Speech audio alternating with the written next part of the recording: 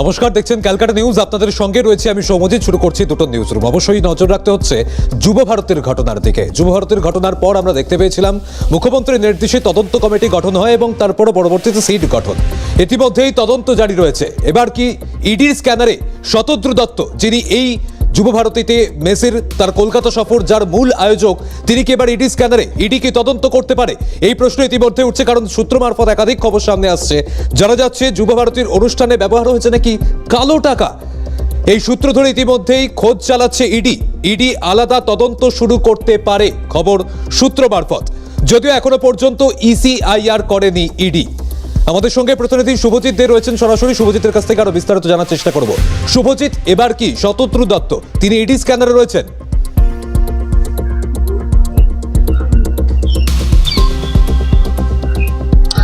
সৌম্যজি, তোমাকে জানিয়ে রাখি যে মেসির যে অনুষ্ঠান বা যে অনুষ্ঠানের জন্য মেসি কলকাতা এসেছিল, সেই অনুষ্ঠানে বিপুল পরিমাণে অর্থ ব্যবহার করা হয়েছে এবং এই যে অর্থ, সেই অর্থর পেছনে উৎসটা কি? এনফোর্সমেন্ট ডিরেক্টরেটের আধিকারিকরা ইতিমধ্যে এই অর্থের উৎস যে খোঁজ খবর, সেই খোঁজ খবর নেওয়া শুরু করেছেন তারা, কিন্তু ইডির তরফে কোনো রকম কোনো ইসিআইআর করা হয়নি। কিন্তু এই শোয়ের ক্ষেত্রে এই যে বিপুল পরিমাণে অর্থ ব্যবহার করা হলো, সেই অর্থ এলো কোথা থেকে, এই মুহূর্তে তারই খোঁজ চালাচ্ছে এনফোর্সমেন্ট ডিরেক্টরেটের আধিকারিকেরা। তোমাকে জানিয়ে রাখি যে কলকাতা হাইকোর্টে 3টি জনস্বার্থ মামলা হয়েছে। সেই 3টি মামলাতে স্পষ্টত মামলাকারীরা তারা জানিয়েছিলেন যে কেন্দ্রীয় গোয়েন্দা সংস্থা ইডি এবং সিবিআই, এই দুই কেন্দ্রীয় গোয়েন্দা সংস্থাকে দিয়ে এই গোটা তদন্ত প্রক্রিয়া চালানো যাতে হয়, সেই আবেদনে কিন্তু মামলাকারীদের তরফ থেকে করা হয় এবং বিপুল পরিমাণে অর্থ যেটা শতদ্রু দত্তর হাতে রয়েছে, যাতে যারা এখানে খেলা দেখতে এসেছিলেন বা মেসির শো দেখতে এসেছিলেন, যারা দেখতে পাননি, পরবর্তীতে ক্রীড়াপ্রেমীরা তাদের বিক্ষোভের যে ছবি, সেই ছবি স্পষ্টত যুব ভারতীতে এখনো ছড়িয়ে ছিটিয়ে রয়েছে। সেই জায়গা থেকে দাঁড়িয়ে এই যে টিকিটের টাকা, সেই টিকিটের টাকা ফেরত দেওয়া হোক, এরকম একাধিক দাবি তাদের তরফ থেকে তোলা হয়।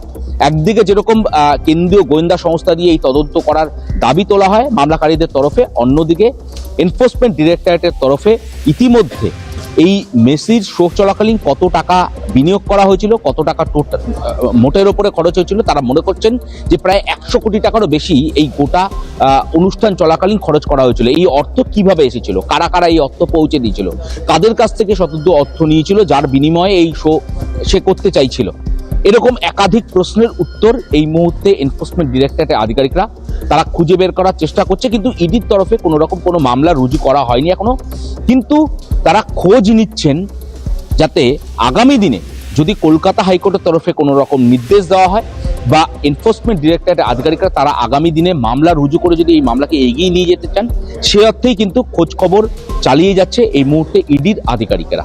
এখান থেকে শুভজিৎ, তোমার কাছে স্পষ্ট হতে চাইবো, যদি ইডির হাতে তদন্ত যায় তাহলে কোন কোন দিক তদন্তকারী আধিকারিকরা তারা বিশেষ করে খতিয়ে দেখতে পারেন?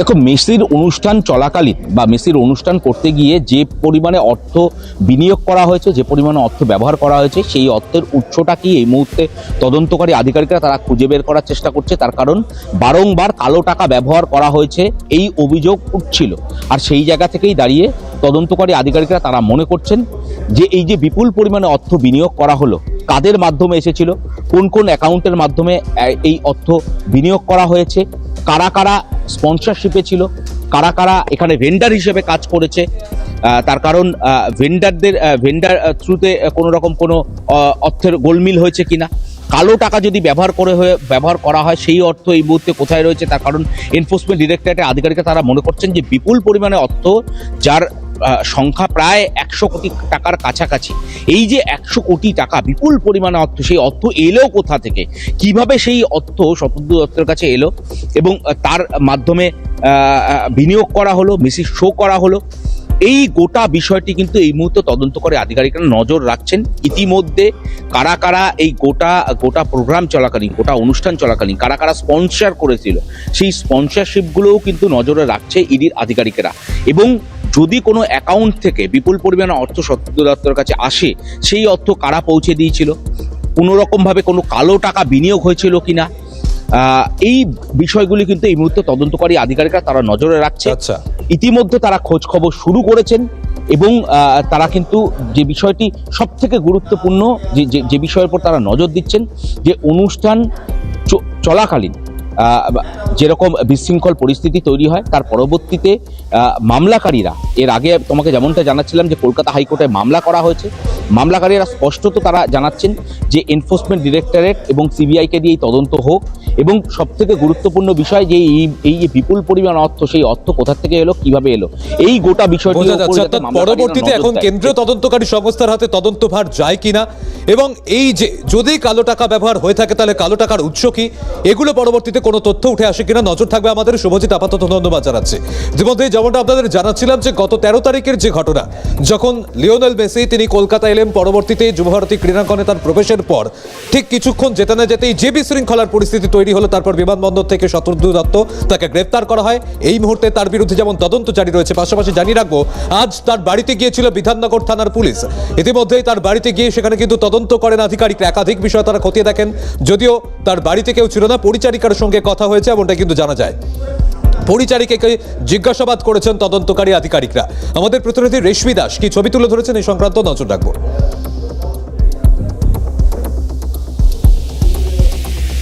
13 ডিসেম্বর সল্টলেক স্টেডিয়ামে মেসিকে দেখতে না পেয়ে যে ধুমধুমার কাণ্ড ঘটে, সেই কাণ্ডের জেরেই উদ্যোক্তা শতদ্রু দত্তকে গ্রেপ্তার করা হয় এবং ইতিমধ্যে তিনি জেলে রয়েছেন। আমরা রয়েছি শতদ্রু দত্তের বাড়ি, রিস্তার বাড়ির সামনে।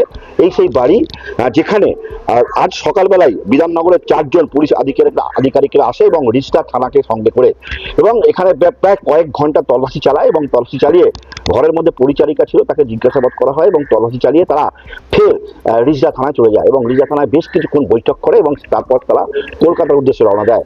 আমরা সূত্রের খবর জানতে পাচ্ছি যে বিভিন্ন নথি এই তার বাড়ি থেকে সংগ্রহ করা হয়েছে, এবং বিধাননগর যে 4 জন আধিকারিক তারা এসেছিলেন, তারা সেসব নথি সংগ্রহ করে রিজদা থানায় যায় এবং রিজদা থানার পরেই তারা কলকাতার উদ্দেশ্যে রওনা দেয়। তবে আমরা যে চাক্ষু যেটা দেখলাম, যে এই যে বাড়ি, সেই বাড়ির যে এই যে গ্যারেজ রয়েছে, অর্থাৎ গাড়ির যে গ্যারেজ রয়েছে, বেশ কিছুক্ষণ আগে সেই গাড়ির গ্যারেজ থেকে একটা লাল কালারের মার্সিডিজ বেঞ্চ একজন ড্রাইভার নিয়ে বেরিয়ে চলে যায়, এবং তাকে আমরা জিজ্ঞাসাবাদ করলে তিনি বলেন যে এজেন্সি থেকে এসেছেন, এবং কে তাকে চাবি দিল এবং এই গাড়ি থেকে, এই গ্যারেজ থেকে তারা সেই গাড়িটা বার করলোই না বা কেন, তার কোনো সদুত্তর আমরা পাইনি।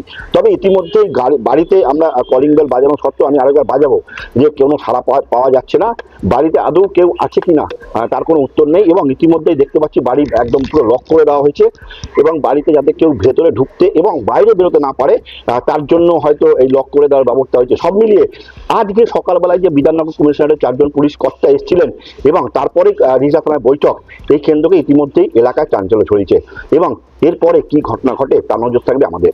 হুগলির রিজদা থেকে সমিত সিনহা, ক্যালকাটা নিউজ।